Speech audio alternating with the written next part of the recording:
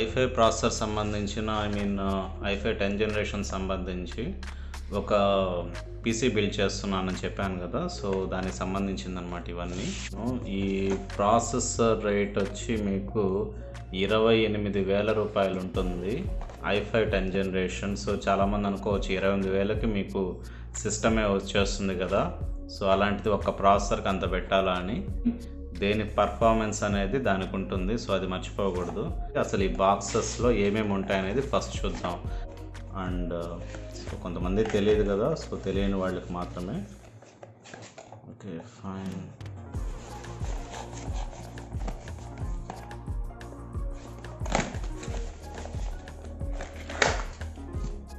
So ఇది made in Vietnam అని చెప్పి వచ్చింది. ఇక బాక్స్లో ఏమేమి ఉంటాయంటే okay contents Intel processor with thermal isolation, Intel processor with thermal solution అని చెప్పి రాస్తుంది ఇక్కడ. ఇక ప్రాసెసర్ ఎలా ఉంటుందో చూద్దాం. ప్రాసెసర్తో పాటు అత్యంత ముఖ్యమైన ప్రాసెసర్ ఫ్యాన్ కూడా ఇవ్వడం జరిగింది. సో ఇటు తిరిగి ఇస్తారులేండి, ఇవ్వడం జరిగింది ఏముంది. సో నాకు పీసీ బిల్డింగ్ చాలా ఇష్టం. సో ఇది i5 ప్రాసెసర్ మీద ఉండే క్యాజువల్ ఫ్యాన్. ఇది వచ్చి మీకు హీట్ సింక్ అనమాట, ఈ విధంగా ఉంటుంది. సో ఇక ప్రాసెసర్ చూద్దాం ఏ విధంగా ఉంటుందో.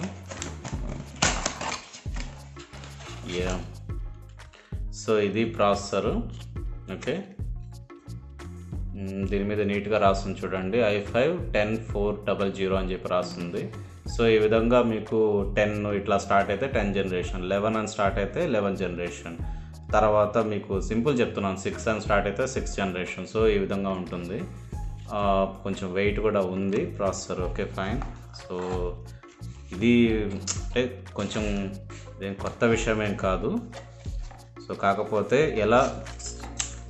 సో ఒక మాట చెప్పాలంటే పీసీ బిల్డ్ చేయడం చాలా ఈజీ. సో ఇది ఈజీ అనే విషయాన్ని మీకు చెప్పడం కోసమే ఇదంతా. ఇక ఇది రెండో ఐటమ్ వచ్చి ర్యామ్ అనమాట. సో ఈ ర్యామ్ని నేను చాలా సెలెక్టెడ్గా ఎంచుకోవడం జరిగింది. DDR4 బేస్డ్ కింగ్స్టన్ కంపెనీకి సంబంధించిన ఫ్యూరీ బీస్ట్ అనమాట దీని పేరు. ఓకే, సో ఇక్కడ నీట్గా రాసుంటుంది. ఇది కింగ్స్టన్ బేస్డ్ కంపెనీ. ఇది కింగ్స్టన్ చాలా ఫేమస్ అండి, ఇది కొంచెం వెయిట్ బాగానే ఉంది. ఓకే, ఇది DDR4 అనమాట, 3200 మెగాహెర్ట్జ్ స్పీడ్ వస్తుంది అండ్ హిట్ మోడల్. సో అందుకని నేను దీన్ని సెలెక్ట్ చేసుకోవడం జరిగింది. నా పీసీ రూమ్ మొత్తము ఈ చెత్తతో నేను నిండిపోయింది.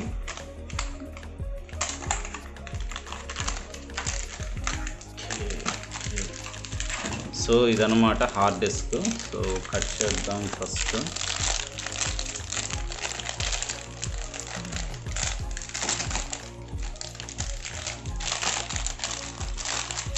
ఓకే, ఇదన్నమాట హార్డ్ డిస్క్. కొంచెం స్లిమ్గా ఉంది.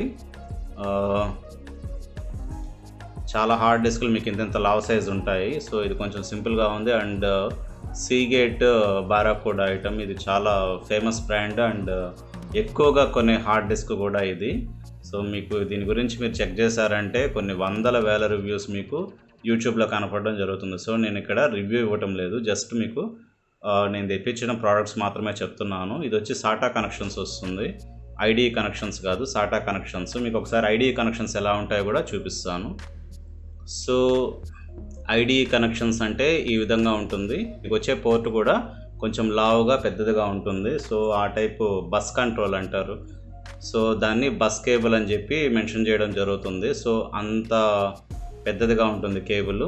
సో ఆ కేబుల్ సైజును తగ్గించడం కోసంగా మీకు ఈ విధంగా సాటా కనెక్షన్స్ రావడం జరుగుతుందన్నమాట. దీని కేబుల్స్ ఎలా ఉంటాయంటే ఈ విధంగా మీకు సింపుల్గా చిన్ని కేబుల్స్ రావడం జరుగుతుంది. సో వీటిని ఒక ఎండ్ మీరు ఇలా ఇస్తారు, మరొక ఎండ్ మదర్ బోర్డుకి కనెక్ట్ చేయడం జరుగుతుంది. సో ఇక SMPS నుండి మీకు పవర్ కేబుల్ అనేది దీనికి అటాచ్ చేయడం జరుగుతుంది. ఇది వచ్చి పవర్ కేబుల్, ఇది వచ్చి వర్కింగ్ కేబుల్ అనమాట. Okay fine. సో ఇక పీసీ బిల్డింగ్కి కావాల్సిన మెయిన్ ప్రోడక్ట్స్ ఏవేవి అనేది చూద్దాం. ఫస్ట్ వచ్చి మీకు హార్డ్ డిస్క్ కావాలి. ఓకే, హార్డ్ డిస్క్ చాలా ఇంపార్టెంట్. ఎస్ఎస్డికి మీకు ఇదంతా కూడా ఒకే పోర్ట్ వస్తుంది, కానీ ఒక ఐడిఈకి అండ్ సాటా కేబుల్స్కి మాత్రం కొంచెం వేరియేషన్. అంటే ఐ మీన్ ఆ పోర్ట్ అనేది ఇప్పుడు వచ్చే లేటెస్ట్ బోర్డ్స్లో ఆ పోర్ట్ ఇవ్వడమే లేదు. సో ఇన్ఫ్యాక్ట్ చెప్పాలంటే ఇక ఈ బోర్డు ఉంది కదండి, ఇందులో మీకు ఐడిఈ బస్ ఛానల్ పోర్ట్ అనేది లేదనమాట. సో అందుకని హార్డ్ డిస్క్ ఎంచుకునేటప్పుడు మ్యాక్సిమం ఇప్పుడు బోర్డ్స్కి సపోర్ట్ అయ్యే విధంగానే ఎంచుకోండి. ఒకవేళ మీ దగ్గర ఆల్రెడీ బోర్డు ఉంటే అది ఐడిఈ సపోర్టెడ్ బోర్డు మాత్రమే మీరు ఐడిఈ ఛానల్ హార్డ్ డిస్క్ని ఎంచుకోవాల్సి వస్తుంది. లేకపోతే మీకు సాటా సపోర్టింగ్ కనుక ఉండిందంటే మాత్రం, అంటే లేటెస్ట్ బోర్డ్స్ అన్నీ లేటెస్ట్ అనేం కాదు, చాలా కాలంగా ఒక 5-6 ఇయర్స్గా మీకు సాటా సపోర్టింగ్ అనేది రావడం జరుగుతుంది. కాబట్టి సో ఖచ్చితంగా మీరు సాటా సపోర్ట్ ఉండే విధంగా హార్డ్ డిస్క్ని ఎంచుకోవాల్సి వస్తుంది. ఓకే, ఇది ఫస్ట్ హార్డ్ డిస్క్. ఆ తర్వాత మెయిన్గా మీరు క్యాబినెట్ ఎంచుకున్న తర్వాత, క్యాబినెట్ అనేది మీకు గేమింగ్ క్యాబినెట్ ఎంచుకోవచ్చు లేదా నార్మల్ క్యాబినెట్ ఎంచుకోవచ్చు. నార్మల్ క్యాబినెట్లో మీకు ఎస్ఎంపిఎస్ అనేది పైన రావడం జరుగుతుంది. అలా కాకుండా గేమింగ్ క్యాబినెట్ అయితే నేను మొన్న రీసెంట్గా మీకు వీడియో చూపించడం జరిగింది కదా, సో ఆ వీడియో ప్రకారంగా ఎస్ఎంపిఎస్ అనేది ఇప్పుడు వచ్చే గేమింగ్ క్యాబినెట్స్లో కింద రావడం కూడా జరుగుతుంది. సో ఆ విధంగా మీరు క్యాబినెట్ ఎంచుకోవాల్సి వస్తుంది. ఇది ఫస్ట్ థింగ్. ఇక కింద క్యాబినెట్ కింద మీకు ఎస్ఎంపిఎస్ వచ్చినప్పుడు, సో ఇది ఎస్ఎంపిఎస్ అనమాట, ఇది వచ్చి పవర్ సప్లై. ఎస్ఎంపిఎస్ అంటేనే మీకు పవర్ సప్లై అనమాట, దీన్ని పిఎస్యు అంటారు. సో ఇక దీన్ని ఎంచుకునే విధానంలో మాత్రం ఒకటి చెప్తాను. కేబుల్ లెంగ్త్ అనేది చాలా ఇంపార్టెంట్ అండి. సో మీరు గేమింగ్ క్యాబినెట్ ఎంచుకునేటప్పుడు తీసుకునేటప్పుడు కేబుల్ లెంగ్త్ కూడా సరిగ్గా ఉండాలి. ఇది యాక్చువల్గా నా క్యాబినెట్కి సరిపోలేదు. నేను దీన్ని రీప్లేస్ కుదరలేదు. సో నేను ఇది వేరే సిస్టమ్కి అలాట్ చేయడం జరుగుతుంది. ఇక మదర్ బోర్డ్ గురించి చూద్దాం. సో నేను ఎంచుకున్న మదర్ బోర్డు అంటే సో ఈ ప్రాసెసర్ బేస్డ్గా నేను ఎంచుకున్న మదర్ బోర్డు ఇదనమాట. H410M అనమాట, ప్రో విహెచ్ అని చెప్పి బోర్డు వస్తుంది. ఇది ఎంఎస్ఐ కంపెనీ నుంచి వస్తుంది. దీని ఒరిజినల్ కాస్ట్ వచ్చి 8,100 రూపాయలు ఉంది. ఇది మనకు 5,000 చిల్లర పడిందనమాట. సో ఇక మదర్ బోర్డ్ ఎలా ఉంటుందనేది చూద్దాం. సో ఇదన్నమాట మదర్ బోర్డు. సో ఇక్కడ గమనిస్తే మీకు ఎటువంటి పోర్ట్స్ కూడా వాడు ప్రొవైడ్ చేయలేదు. సో ఇదన్నమాట మదర్ బోర్డు. ఓకే, చాలా స్టైల్గా ఉంది అండ్ చాలా కంపాక్ట్ మోడల్ ఇది. ఓకే, ఇది ప్రాసెసర్ పెట్టే ప్లేస్ అనమాట. ఈ ప్రాసెసర్ పెట్టడం చాలా ఇదేం ట్రిక్కే కాదు, అది జనాలు అనుకుంటారు కానీ ట్రిక్ ఏం కాదు. ఇలా ప్రెస్ చేసి దీన్ని ఇట్లా అంటే చాలు, మీకు ఇలా ఇది ఓపెన్ అయిపోతుంది. సో ఈ ఏరియాలో మీరు ప్రాసెసర్ పెట్టడం జరుగుతుంది. ప్రాసెసర్ పెట్టేసిన తర్వాత మళ్ళీ యాజ్ ఇట్ ఈజ్. సో ఇక్కడ గమనించారు, ఇది ఉంది కదా, ఇది లాక్ ఇలా పడిపోతుంది. పడిపోయిన తర్వాత దీన్ని ఇట్లా కిందకి ప్రెస్ చేసి దీన్ని ఇలా అంటే ప్రాసెసర్ పెట్టేయడం జరుగుతుంది, అంతే. తర్వాత ఇక్కడ వచ్చి ఇది ర్యామ్ స్లాట్ అనమాట. సో ర్యామ్ స్లాట్లో మనం గమనించుకోవాలి. సో ఈ పిన్ ఉంది కదా, ఈ పిన్ని మనం ఇలా చెక్ చేసుకోవాలన్నమాట. మనకు కరెక్ట్గా ఆ పిన్నుకు పడుతుందా లేదా అనేది మనకి ఇక్కడ తెలిసిపోతుంది. ఓకే, పడిపోయింది. సో పిన్ అనమాట. ఇలా ప్రెస్ చేసి ఇక్కడ ఒక్కసారిగా ఇట్లాగా ప్రెస్ చేసి మళ్ళీ ఈ పిన్స్ ఇటొక జాక్ ఉంటుంది. సో అది వేసేస్తే మనకు సరిపోతుంది. సో అట్లాగా మనం ర్యామ్ స్లాట్ అనేది ఇక్కడ బిగించడం జరుగుతుంది.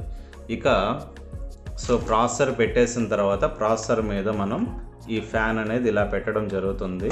దీనికి ఈ ఫ్యాన్ పవర్ కనెక్షన్ అనేది ఒకటి వస్తుందన్నమాట. ఈ ఫ్యాన్ పవర్ కనెక్షన్ అనేది మనం సిస్టమ్ ఫ్యాన్ తర్వాత సిపియు ఫ్యాన్ అని చెప్పి ఇక్కడ ఇవ్వడం జరిగింది. సో మనం సిపియు ఫ్యాన్ని మనం ఇక్కడ కనెక్ట్ చేయడం జరుగుతుంది. సో ఏదైనా కావచ్చు, మనకు అక్కడ పక్కన రాసుంటుంది. సో అది రాసుండేది మీరు గమనించి ఇవ్వాల్సి వస్తుంది ఎప్పుడు కూడా. ఇక ఇక్కడ చూస్తే సాటా కనెక్షన్ పాయింట్స్ అనేటివి ఇక్కడ ఉన్నాయి. అంటే మీరు హార్డ్ డిస్క్కి వాటికి కనెక్షన్స్ ఇవ్వాలి కదా, సో వాటికి అనమాట ఇక్కడ నుంచి మనం కనెక్షన్ ఇవ్వడం అనేది జరుగుతుంది. ఓకే, ఇంకా సరే గ్రాఫిక్ కార్డ్ని అరేంజ్ చేసుకోవడానికి ఇది ఒక స్లాట్ అనమాట. ఓకే, ఇది ర్యామ్ స్లాట్. ఇది వచ్చి మీకు గ్రాఫిక్ కార్డ్ స్లాట్. ఇవన్నీ పెరిగే కొద్దీ మీకు రేట్ పెరగడం తప్ప మరేముండదు.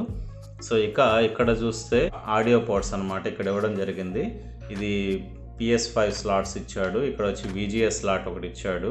ఇది HDMI స్లాట్ ఇచ్చాడు. 2 USB 3.0 స్లాట్స్, ఇవి వచ్చి 2 USB 2.0 స్లాట్స్. ఇక్కడ కూడా 2 USB 4 USB 2.0 slots, 2 USB 3.0 slots ఇవ్వడం జరిగింది. అండ్ ఇక్కడ ఒక ఈథర్నెట్ పోర్ట్ ఇవ్వడం జరిగింది అనమాట. ఓకే, సో ఎవ్రీథింగ్ మీకు చూడడానికి చాలా పర్ఫెక్ట్గా ఉంది.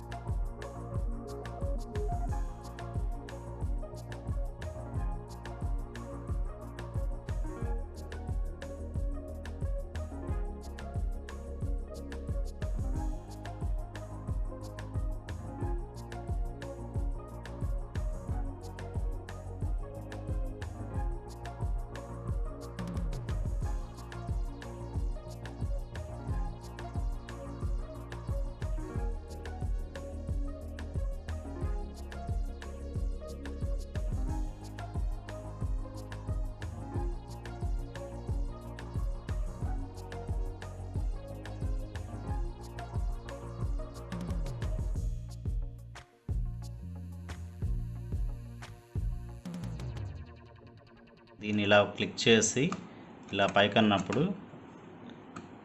ఇది ఇట్లా ఓపెన్ అయిపోతుంది. ఆ తర్వాత మీకు సో ఇక్కడ మీకు లింక్స్ కనిపిస్తున్నాయి కదా, ఇక్కడ లింక్స్ కనిపిస్తున్నాయి కదా, ఈ లింక్స్ని దృష్టిలో పెట్టుకొని సో ఎక్కడ అటాచ్ అవుతుంది అనేది మీరు ఒకసారి వెరిఫై చేసుకోండి. ఓకే, సో ఇప్పుడు కరెక్ట్గా అక్కడ ప్లేస్ అవ్వడం జరిగింది. ఈ లింక్స్ని దృష్టిలో పెట్టుకొని అది ప్లేస్ అయిపోతుంది. ఆ తర్వాత దీన్ని ఇలా క్లోజ్ చేసి సో ఇక్కడ దీన్ని రిమూవ్ చేయమని నీట్గా మెన్షన్ చేయడం జరిగిందనమాట. అంటే ఇక్కడ రిమూవ్ అని రాసింది కదా, సో దీన్ని మనం తీసి పక్కన పడేస్తాం. సో దీన్ని పక్కన పెట్టేశాక